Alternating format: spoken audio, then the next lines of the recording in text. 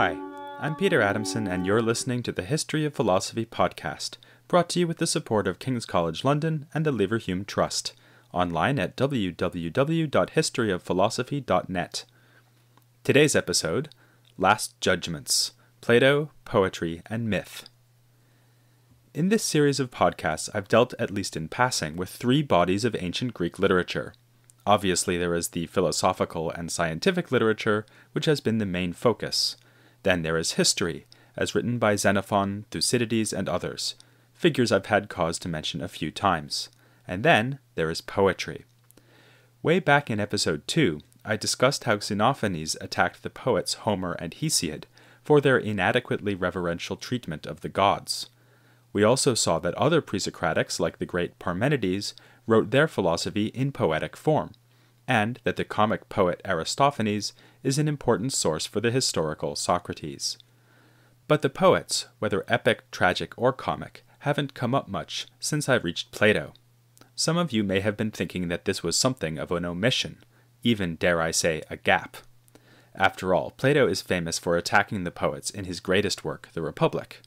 Like Xenophanes, he criticized the way that the gods are represented in Homer and Hesiod.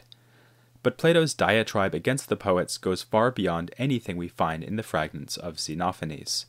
He proposes a program of censorship for his ideal republic, mentioning specific verses which should be banned. Later in the Republic, he attacks the poets of ancient tragedy and comedy, and warns that, unless the poets, or their adherents, can show us that poetry is beneficial to society, they too will be excluded. Plato's notoriously hostile attitude towards the poets is puzzling when you think about it. No Greek author could write without being in the shadow of the poets, and Plato was far from an exception to this rule. Throughout his dialogues, including the Republic, he frequently alludes to both Homer and Hesiod. He quotes other poets too, like Simonides and Pindar, and that's only the explicit quotations. There are plenty of other more implicit references that Plato's readers would certainly have noticed, given the immense importance of poetry in aristocratic Greek society. Indeed, a whole book was recently published studying Plato's use of Hesiod. Plato's use of this material was, like everything with Plato, complicated, sometimes disapproving, sometimes approving, more often appropriating poetic remarks for his own purposes. Then too there is the fact that Plato was himself producing great literature in the Republic and his other dialogues. Of course, the dialogues aren't poems, but as we'll see, some of his objections against poetry would seem equally applicable to his own dialogues. But perhaps the most striking puzzle is this. Plato's objections to the mythic, epic poetry of Homer and Hesiod did not stop him from composing some epic myths of his own. Several of the dialogues I've discussed include long myths of Plato's own invention. The Phaedo, the Gorgias, and the Republic all include such a myth at or near their conclusion. In the Republic, the myth of comes close on the heels of Plato's attack on imitative poetry in the 10th and final book. We've seen myths or mythic elements in other dialogues too, like the story of the winged horses and chariot from the Phaedrus, or the cosmic story of the Timaeus, which is designated by Plato several times as a mythos. The word mythos is the origin of our word myth, and though it can mean something like a story or tale, the Timaeus has more than a little in common with the myths we find in other dialogues. So what was Plato up to here? Was he trying to have his cake and eat it too, excoriating the myths of others even as he devised replacement myths? In fact, was this some kind of cynical gamesmanship on his part?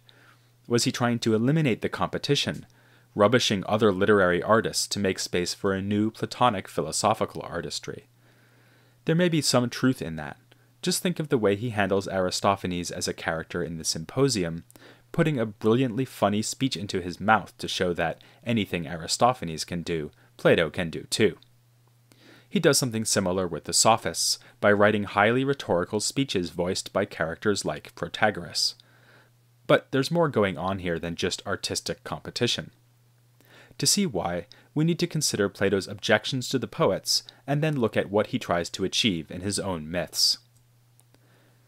Plato criticizes the poets twice in the Republic, first in books 2 and 3, where his complaints are mostly about the epic poets Homer and Hesiod, then again in book 10, where he takes aim at the tragedy and comedy of the Greek theatre. From our point of view, these two bodies of literature don't seem to have much in common apart from the fact that they were written in verse, and you might worry that I'm playing fast and loose by treating the two things together. But I'm in good company. Plato does the same thing, going freely from a discussion of epic poetry to mention theatre and vice versa. He even calls Homer a tragedian at one point. And his most fundamental complaint applies to both genres. The complaint is that the poets are engaging in mimesis, or imitation. For instance, in the Iliad, Homer not only speaks in his own voice when narrating events, but also in the voices of his many characters, from Agamemnon to Achilles, from Helen to Priam. There are a couple of reasons why he doesn't like this imitative dimension of poetry. For one thing, the poet is able to slip insidious teachings into the minds of his listeners. He can have Achilles insult the gods, as Homer does, and describe the gods themselves acting and saying things that are unworthy of divinity. Many of the banned verses mentioned in the Republic are banned because they instill false beliefs about the gods. Xenophanes would be proud. Plato is particularly emphatic on this point because he's describing the educational arrangements in the ideal city. He has Socrates argue that such teachings about the gods are especially dangerous for the young, since they are impressionable and will be corrupted easily. Hence the censorship, one of the points which has led some modern readers to detect totalitarian tendencies in the Republic. And it isn't only false beliefs about the gods that need to be expurgated. It's also passages where the poets depict heroes as being overly emotional or dishonest. Our young citizens are going to admire these characters, so they must never be shown being anything other than completely noble. When people nowadays complain about athletes failing to set a good example for young fans, they have something like this in mind. Plato extends his censorship program to music, and for good reason. Greek epic poetry and theatre were performed with music, so that Plato thinks of poetry and music as two sides of a single phenomenon. He eliminates certain musical modes, rhythms, and even instruments from the ideal city, because they induce emotions that are corruptive for society, for instance sorrow or uncontrolled passion. One of the banned instruments, by the way, is the double flute or aulos. This is the instrument you hear at the beginning and end of this podcast. Sorry about that, Plato. It's not just epic poetry and flutes that incite the wrong emotions in us. In Book 10, Plato has Socrates criticize Greek theatre for giving its audiences license to express emotions in a way they would normally find shameful. It was common for audiences at a Greek tragedy to wail and weep at the sight of the pitiable events on the stage. Plato finds this repugnant, and no less so the uncouth laughter provoked by Aristophanes and the other comic poets. To these complaints about the educational effects of poetry, Plato adds another objection. We saw in earlier episodes that he accuses the sophists of inducing persuasion without knowledge. Gorgias can convince someone to take their medicine better than a doctor could, but Gorgias doesn't know which medicine it would be good to take. Similarly, the poets are aiming at pleasure and not knowledge. Their expertise is solely in imitation, and an expert in imitation is precisely someone who can reproduce the appearance of something without needing to understand its true nature. He compares this to painting. A painter can paint a convincing picture of a table, but to build one you need to go to the man who actually knows what he's doing, namely a carpenter. As Plato points out, images and imitations are easy to have. Just carry around a mirror and you can make reproductions of anything you want. But the mirror images will be mere imitations, like those we find in painting and poetry. Now, I know what you're thinking. Isn't Plato himself liable to all these accusations he's laying at the door of the poets? After all, Plato never writes in anything other than imitation. Even Homer, as Plato points out himself, sometimes gives us straight narration, but Plato doesn't even do that. If there is narration in the dialogues, it's because a character is narrating, and hence imitating, a previous conversation. Indeed, Socrates narrates the whole Republic in just this way. In dialogue after dialogue, Plato imitates specific historical people by making them characters, and he certainly shows us people behaving badly. Just think of Callicles in the Gorgias, or Thrasymachus in the Republic itself. Why isn't he practicing what he preaches? This is a difficult question, but here are two thoughts. First, remember that Plato isn't writing literature for an audience in the ideal society or for children. He's aiming his dialogues at readers who are intimately familiar with the poetry that he is attacking. Preserving these readers from the insidious influence of the poets is no longer an option. Rather, Plato must try to counteract that influence, and he is not above fighting fire with fire. Thus, he imitates vicious characters as well as good ones, giving voice to Callicles as well as Socrates. A second, related point is this. Because we are not children, Plato wants and expects us to reflect on what we are reading. We are not just going to imitate any of these characters mindlessly, because the dialogues so obviously demand that we think about which characters are really worth emulating. Will we adopt the virtuous life recommended by Socrates, or the vicious one praised by Callicles? No one can read the Gorgias without being forced to reflect on this choice. In writing the dialogues, then, Plato was in a sense writing literature that would have an effect opposite to that of Greek theater, at least as he saw it. The dialogues demand active engagement rather than passivity, rational reflection rather than unleashed emotion. But if that's how we should explain Plato's use of imitation, how will we explain his use of myth? To decide, we'll obviously need to look at what he actually says in these myths. It's conspicuous that three of the most prominent, the myths in the Phaedo, Gorgias, and Republic, all have to do with our fate in the afterlife. In each case, we are told that after the death of their bodies, souls are sorted out into two groups. One group is rewarded for virtue by going to a higher, more beautiful realm, while the other group is sent down into the depths and experiences torment commensurate with their vice. Take the Phaedo first. Here Plato has Socrates spend his last minutes of life telling his friends that they are in fact living in a kind of hollow space, clustered around the Mediterranean Sea like frogs around the edge of a pond. In fact, all humans in this life live in lower realms, below the blessed altitudes reached by those who are rewarded in the afterlife. That's where you want to wind up after you die. But it isn't the only possible destination. Below the quite literally depressed region where we live our bodily existence, there is an underworld which is described in some detail, full of underground rivers and lakes. This is where all but the most virtuous souls wind up. The run-of-the-mill wrongdoers are punished on the banks of a lake fed by the river Acheron, but the more evil souls are thrown into Tartarus, and some never escape. For a more detailed vision of the frightening prospects that await vicious souls in the afterlife, we can turn to the closing myth of the Gorgias. As in the Phaedo, souls are dispatched to different fates depending on their behavior in their earthly life. Each soul stands before a judge, and stands naked. More than naked, in fact, since the soul has been stripped even of its body. Socrates, who relates the myth, points out that in our earthly life people can mislead their judges with fine appearances, fancy clothes, and beautiful bodies. In the afterlife, though, the judges will see us as we really are, with our souls bearing the marks of every evil we have committed. As you might remember, this dialogue, the Gorgias, offers a sustained criticism of Gorgias and other sophists who used rhetoric in the law courts, and it seems clear that this is a final put-down being woven into the myth. In this myth, as in the Phaedo, there are two possibilities in the afterlife. Those of us who have lived well will be sent by their judges to a kind of paradise, the so-called Isles of the Blessed, while sinners are again dispatched to Tartarus to experience appropriate punishments. The myths of the Phaedo and the Gorgias are powerfully written and provide a climax for their respective dialogues.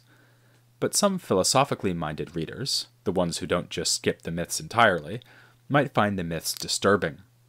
Not because of the message being delivered, which is the same message as Socrates' philosophical arguments, that we should devote our lives to virtue. The disturbing thing is that the myths give us the wrong kind of reason to devote our lives to virtue. Should we really be virtuous just to avoid being tortured in Tartarus? In the Gorgias, Socrates has been arguing strenuously that virtue is its own reward, and vice its own punishment. He's shown us that it is bad for us to engage in vice, and that this is so without any prospect of punishment after we die. The tyrant is already the most miserable creature on this earth. Isn't it a failure of nerve on Plato's part to insist that this tyrant must be the most miserable creature in the afterlife as well? It's almost as if he doesn't have the courage of his convictions, or he expects us readers to fail in our courage. This problem appears again, and more explicitly, in the Republic.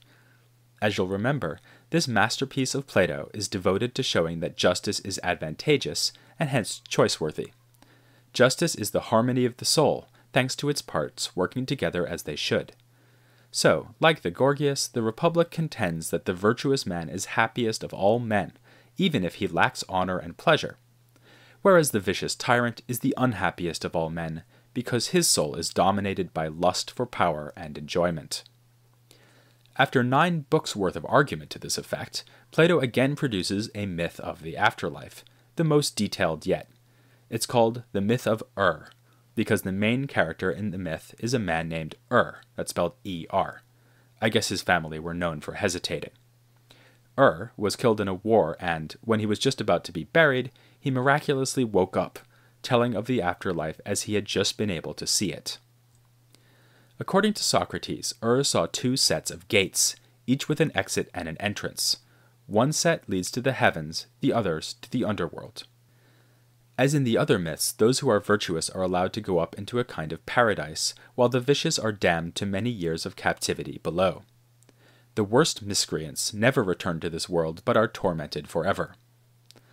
But all other souls return back through the exits from heaven and the underworld. They then go on a journey and are granted a vision of the entire cosmos, a set of nested spheres rotating on an axis, like the spindle of a spinning wheel. The 3 divine fates are present and enforce a kind of lottery for choosing the soul's next lives on Earth. Each soul is randomly assigned a lot, like the number you get while you're waiting for service at a store. This determines the order in which the souls will choose their next lives. And this choice is a momentous one. For instance, sees the first soul eagerly snatch up the life of a powerful tyrant, only to discover that this tyrant will wind up eating his own children. He sees certain mythical figures choose more carefully. For instance, Odysseus, the hero of Homer's Odyssey, chooses last, but is content with the life he finds available, a quiet life with no trouble. Some souls choose to return as animals, others as men. Perhaps disturbingly, it would seem that the broad outlines of your life, for instance, whether you will wind up eating your own kids, are already settled by this choice of lives. Thus, one reason to pursue philosophy in this present life is that we will choose wisely when the next opportunity comes. It's stressed that, since our fates stem from this original choice of lives, the gods are not to blame if our lives are poorly selected. As it says in the myth, virtue has no master, and the virtuous soul will make the right choice. So that's the myth of my favorite Platonic myth, actually. But it does potentially raise the same objection as the Gorgias myth. Why is Plato suddenly telling us to be good or else? Instead of telling us that we should be good, quite literally, for goodness' sake, because it is better, more advantageous for us to be good than to be bad. Such worries were already expressed in the ancient world. An Epicurean philosopher named Colotes accused Plato of hypocrisy on the basis that in the Republic, after having criticized the poets for their use of myths, Plato went on to offer his own myth for the sake of frightening the reader into adopting more virtuous ways. Can this objection be overcome? Well, remember that in all these dialogues, the myth comes at the end. In the Republic, Socrates explicitly says that virtue is its own reward, but that in addition to this, we should expect things to go well for the virtuous man, usually even in this life, and certainly in the next. So the myths add something even for someone convinced of Socrates' philosophical arguments. They reassure us that even if virtue is its own reward, it's not the only reward the virtuous person can expect. The charge of hypocrisy can also be avoided if we remember that Plato attacks the poets not just for using myth, but for using myth as a vehicle for falsehood rather than truth. By writing his own myths which teach true beliefs about how to live and about the gods, Plato is in effect saying to Homer and Hesiod, "This, my friends, is how you do it." I should hasten to add, though, that the various myths may have various purposes, just as Plato exploits the dialogue form differently in different dialogues. For instance, some of the myths, like those of the Phaedo and the Republic, combine a vision of how the earth and cosmos are constructed with a vision of how the gods have arranged things to encourage virtue. Here we should recall the Timaeus, which, as we saw, compares the rightly ordered city to the rightly ordered universe, described in the long speech of Timaeus, which is explicitly labeled as a myth. That may be a good note on which to leave Plato, as we see him at the height of his ambition, In the myth of and the Timaeus, he combines an interest in justice and virtue with an interest in the cosmos and in science. He combines philosophical teaching and argument with the literary power of myth. In short, he does it all. It's not for nothing that Whitehead described the entire history of philosophy as a set of footnotes to Plato. After Plato, what else remained to be done? Well, according to at least one student of Plato's, there was still room for improvement. This student will turn out to be the one philosopher who can rival Plato's claim to be the greatest thinker of antiquity, if not of all time. His ideas will be not merely influential, but the basis of all philosophy and science for most of the next 2 millennia. So, join me next week when we can say, "Let the footnotes begin," with the life and works of Aristotle, here on the History of Philosophy, without any gaps.